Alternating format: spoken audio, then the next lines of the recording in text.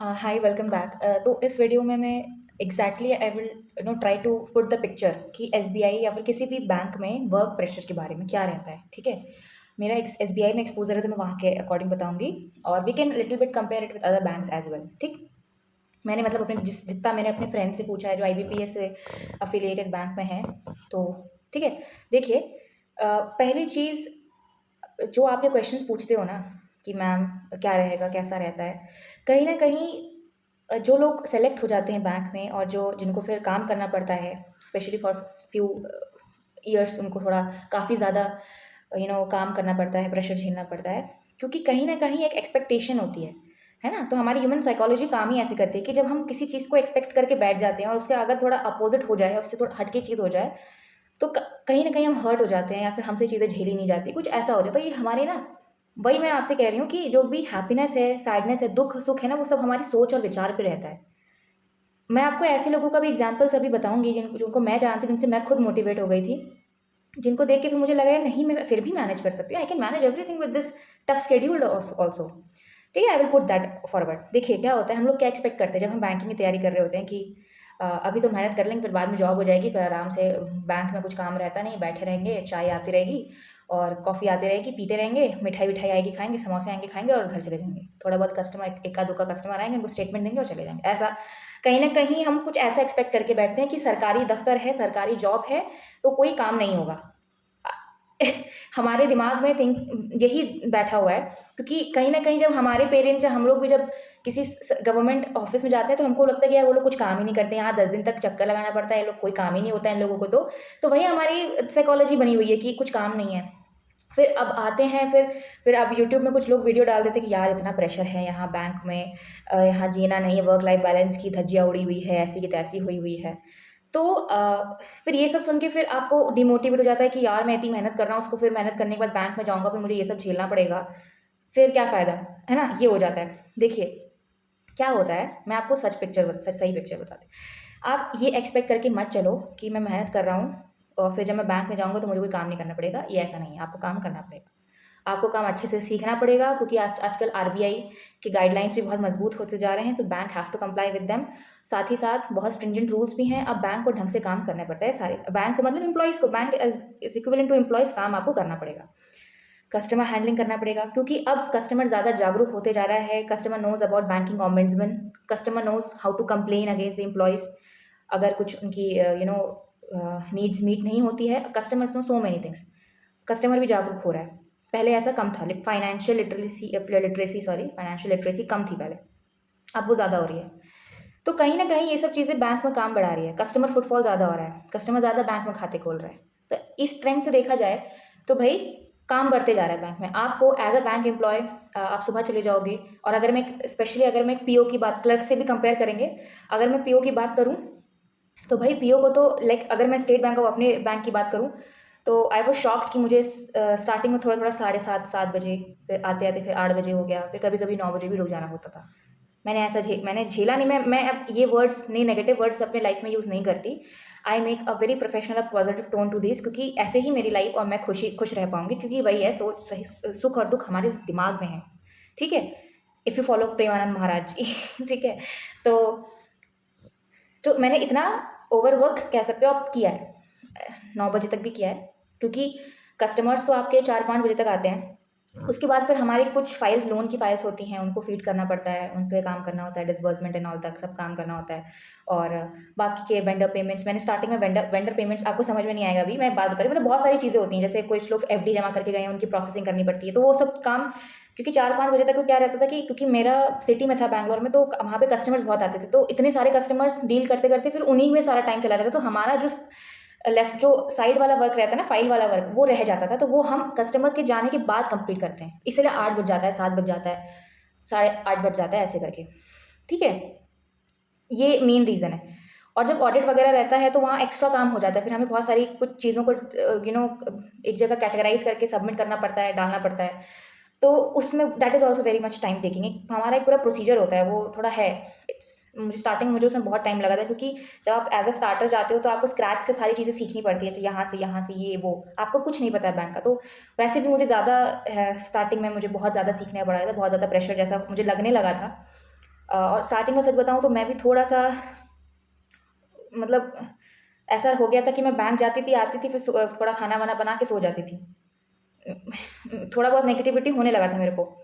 फिर ये बात मैंने, मेरे एक ऑपरेशंस मैनेजर थे मेरे ब्रांच में, मैंने उनको देखा यार, वो ऑपरेशंस, मैं सच बताऊँ तो ऑपरेशंस वो स्केल 2 हैं, जो ऑपरेशंस मैनेजर होते हैं ना, उनको, उनका समझ लो एक तरीके से पूरे बैंक का जो ऑपरेशंस है वो उनके सर पे है, ठीक है? मतलब कुछ भी कहीं भी जैसे कस्टमर की कंप्लेंट आ रही है वो भी उनसे गुजरेगी, या फिर कैश नहीं है वो उनकी हेडेक है, वो उनको हर मतलब ब्रांच का ऑपरेशंस उनको डील करना है एक तरीके से, जैसे तो उनको सबको हेड करना है। तो उनके सर पे बहुत प्रेशर रहता था, उनको कभी कभी सैटरडे संडे भी आके जैसे कुछ अर्जेंट काम पड़ गया उनको आना पड़ता था बैंक में। But he is happy in his life, he has a wife, he has a son, उनके साथ टाइम स्पेंड करते हैं, उनके साथ खेलने जाते हैं, उनको बाहर ले जाके घुमाते हैं। वो खुद, मैं उनके आए दिन उनके स्टेटस में देखते रहती हूँ कि उन्होंने यू नो क्रिकेट खेल रहे हो तो शॉट लगाते हुए उन्होंने फ़ोटो लगाई हुई है, आए दिन उनका क्रिकेट का वो खेलने जाते रहते हैं, आए दिन उनको उनकी वाइफ और उनके सन के साथ वो कहीं ना कहीं आउटिंग में जाए रहते हैं। तो he is enjoying his life. Even वो ब्रांच में कभी कभी अपने वाइफ सन को बुलाते, सबसे मिलाएंगे हमसे, हम लोग उसके बाद खूब हंसी मजाक करेंगे, हमें फ़नी वीडियोस दिखा के सबको, पूरे एक फ़नी वीडियो सारे जितने भी एम्प्लॉयज़ हैं, ब्रांच मैनेजर, सीएम से लेके डीबीएम को लेके सबको घुमा घुमा के दिखाएंगे, सबको हंसाएंगे, खुद भी खुश रहेंगे। कस्टमर कोई ताना मारेंगे तो उसको ऐसे डील करेंगे, उल्टा वो कस्टमर ही भाग जाता है। तो he is enjoying his life. उन्होंने सीख लिया है कि भाई ये देखो, ये काम तो करना है ना, कब तक इसको कोसोगे तुम?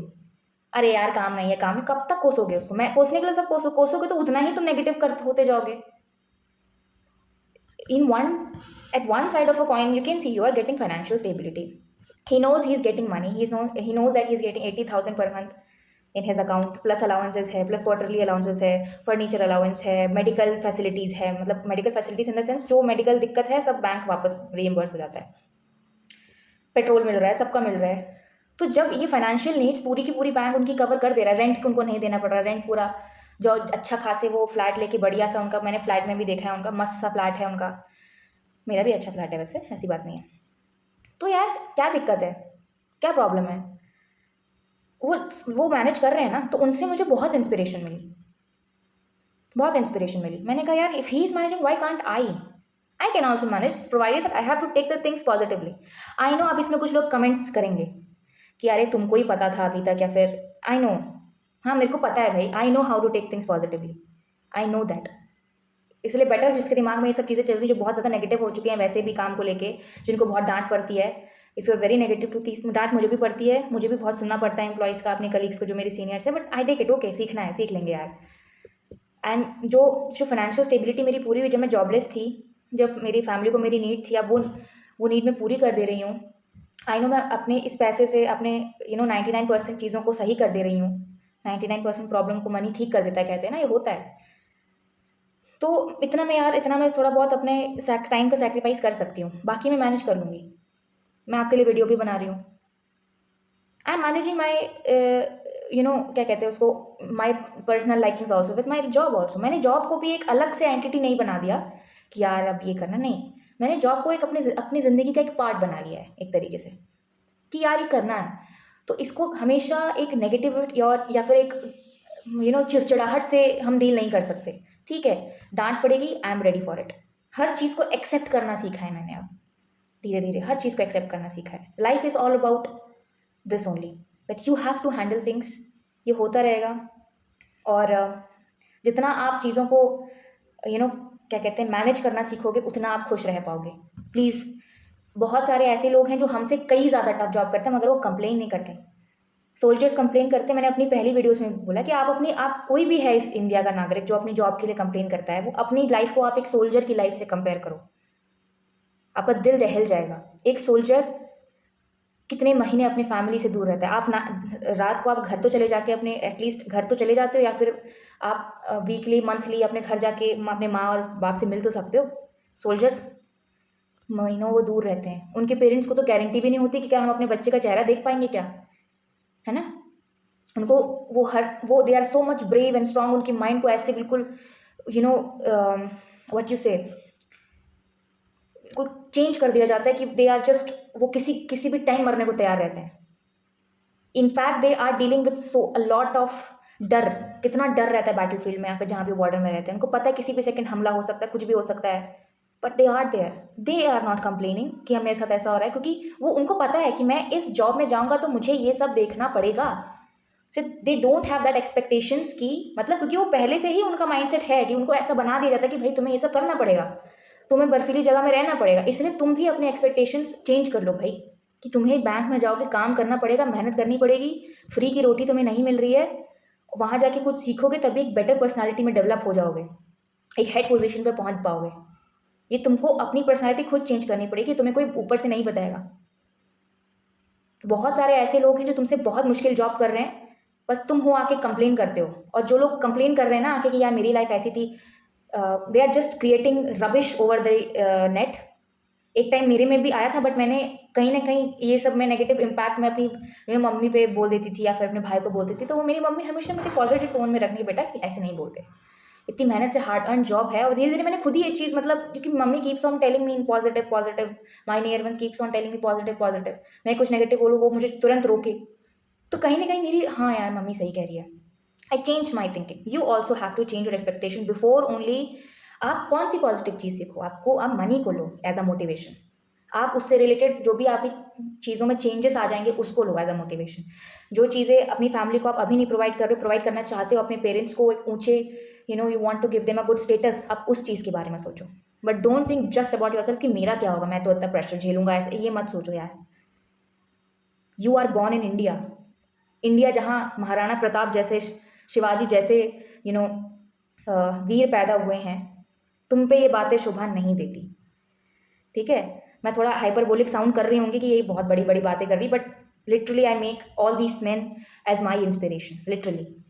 इसलिए मैं बहुत स्ट्रांग फील करती हूँ, and I am ready for each and every obstacle, मैं सबसे लड़ने के लिए तैयार रहती हूँ, कुछ भी आ जाए I am ready to deal with all those things. आपको भी ऐसा बनना चाहिए, you are a person of India यार, be strong, don't be like अरे मेरा क्या होगा, don't just think about yourself, okay. In this way you will be happy, I am telling you. Clerk की बात करते हैं तो उनका टाइमिंग मैक्स टू मैक्स, अगर बहुत ज़्यादा काम भी है, उनका पेंडिंग वर्क है तो 6 बजे तक, 6 साढ़े 6, फिर वो उनको कोई रोक नहीं सकता जाने के लिए, जब तक वो खुद ना चाहें कि नहीं मेरा थोड़ा काम, जैसे जो सीनियर एसोसिएट्स होते हैं, सीनियर क्लर्क्स होते हैं, और जैसे मेरी एक मैम है, तो वो थोड़ा लेट भी हो जाता है उनको कभी कभी, बट उनकी मर्जी है, उनकी मर्जी पे है, क्योंकि it's job is all about your responsibility, you hold the responsibility when you are in a bank. अगर आप एक एसोसिएट हो, सीनियर एसोसिएट हो जो गोल्ड से डील करे, so you have the responsibility कि आप सब चेक करो कि जो गोल्ड है सब ठीक है, मतलब responsibility comes when you take it और व्हेन यू होल्ड इट, कहते हैं ना, तो रिस्पॉन्सिबिलिटी किसी के ऊपर थोपी नहीं जाती, तो इसलिए वो उनके ऊपर रिस्पॉन्सिबिलिटी समझते हैं कि भाई यार मेरे को काम मिला है तो मुझे, मैं कंप्लीट करके ही जाता हूँ, उनको कोई 5 बजे के बाद रोक नहीं सकता, बिकॉज दैट्स द गाइडलाइंस, पर स्टिल वो खुद रुकते हैं, क्योंकि हाँ 6:30 बजे तक मैक्स टू मैक्स, फिर वो चले जाते हैं, हमको थोड़ा लेट रुकना पड़ता है भाई, क्योंकि बहुत सारे एसोसिएट्स भी हैं मेरे ब्रांच में, तो जब वो चले जाते हैं तो पूरा ब्रांच खाली हो जाता है, I I remain the only lady officer there, बाकी सब उम्र में मेरे से बड़े भी हैं, बहुत सीनियर भी हैं, and I keep on learning things, हंसी मजाक चलता रहता है, हम लोग आ जाते हैं, ठीक है। सो चिल, बहुत चीज़ें अच्छी हो जाती हैं जॉब के बाद, be strong, be brave, you can conquer anything, don't be so much negative about anything, हर चीज़ मैनेज की जा सकती है, provided that you are ready for that. I hope it helps, and I hope that it has given you a lot of inspiration. Keep preparing your best and all the best. अगर आपको फिर कोई doubt है pressure के बारे में, फिर आप कमेंट करना, मैं सॉल्व करने की कोशिश करूँगी through my videos. Till then subscribe, join Telegram channel, keep studying. If you want any strategy video, any topic, मैंने बहुत सारे टॉपिक्स में बनाए कि इंग्लिश वीक है, क्वांट्स वीक है, सीए की स्ट्रैटेजी, बहुत सारे वीडियोस मेरे पड़े हुए हैं मेरे चैनल पे, you can refer to them, and उनसे आप बहुत सारे इंसाइट्स सीख सकते हो, ठीक है। They are really helping students, उनका मुझे टेक्स्ट भी आता है, कमेंट्स भी आता है कि मैम इस पे भी वीडियो बना दो, तो आप भी मुझे बताना कि इस पे वीडियो बनाना है, I will definitely make a video on that, okay. So thank you so much, stay blessed, bye bye।